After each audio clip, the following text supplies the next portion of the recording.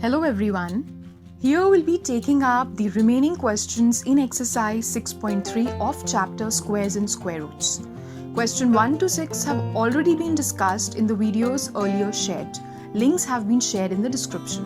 Coming on to question 7. The students of class 8 of a school donated rupees 2,401 in all for Prime Minister's National Relief Fund. Each student donated as many rupees as the number of students in the class. Find the number of students in the class.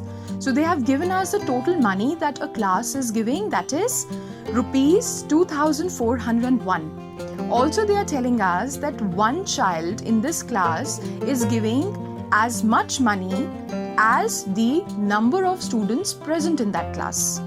So we need to find the number of students now. Now we can assume the number of students in a class to be X. Also, according to the conditions given to us, if the number of students are X, then the amount that one student is donating is also X. Now the total money is also given to us, that is rupees 2,401. Also we have one equation. We can say that the total amount that the class is donating is equal to the amount that one child is giving multiplied by the total number of students in that class. So we put the values in this equation and we see that we get 2,401 is equal to X into X, or 2,401 is equal to X square, which can simply be written as X square is equal to 2,401.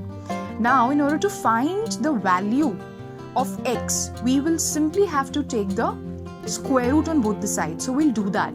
And we find that 2,401 can be written as the product of 7 into 7 into 7 into 7. Now we simply make pairs and we see that 2 7s can be written outside the under root sign, and the value of X that we'll have is X is equal to 49. So the question had asked us to find the number of students and we had assumed the number of students to be X. So we can say that the number of students in this class is 49. Now coming on to the 8th question, 2,025 plants are to be planted in a garden in such a way that each row contains as many plants as the number of rows. Find the number of rows and the number of plants in each row. So for this, what we'll do is we will simply be assuming the number of rows to be something.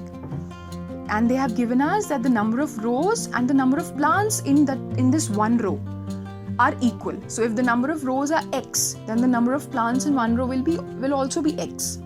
So we've done this, and total plants will obviously they have given us, and we can say that total plants will be the product of the number of plants in one row and the number of rows. So we can say that 2,225 is equal to X square, or we can simply take the square root on both the sides and we find that we can write under root X square is equal to under root 2025. Now X square and this root sign gets cancelled out and we'll be left with X on the LHS. And the factors of 2025 are 3 into 3 into 3 into 3 into 5 into 5. We make pairs and we see that we can take 2 3s out along with 1 5 and we'll be left with 3 into 3 into 5, which will further give us 45. Now we can say that the number of rows are 45 and the number of plants in each row are also 45.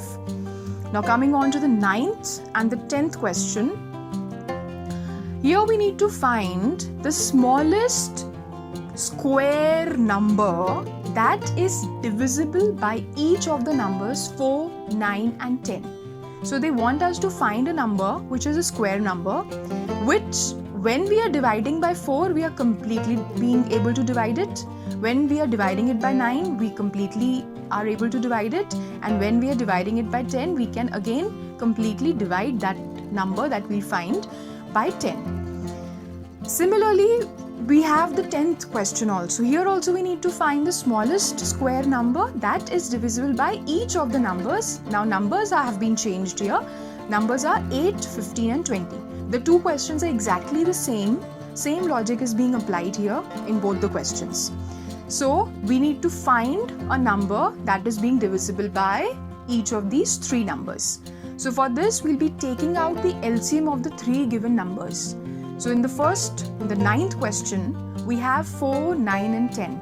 So we'll take the LCM of 4, 9 and 10. We simply get 180 as the LCM of 4, 9 and 10. Now, when we write this 180 as in terms of its factors, we see we get 2 2s, 2 3s and 1 5. So the 2 2s can be kept in one pair, 2 3s can be kept in one pair, but 5 doesn't have another 5 to be kept and made another pair. So this 180 is not a square number, we can say. If we multiply this number by 5, we will get a number which will be a square number.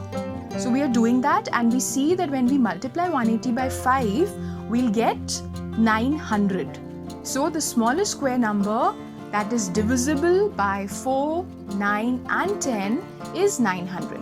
In the same way, we'll proceed for the three numbers given to us in the 10th question, that is 8, 15 and 20.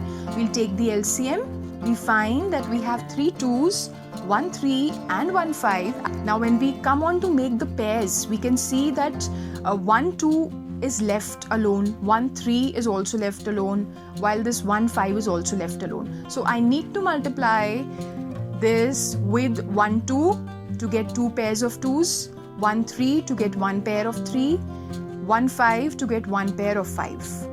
So I've done that, and the number now that I have is 3600. So I can say that 3600 is the smallest square number that is divisible by 8, 15 and 20. So that's all for now. I hope things are clear. Thank you very much and all the very best.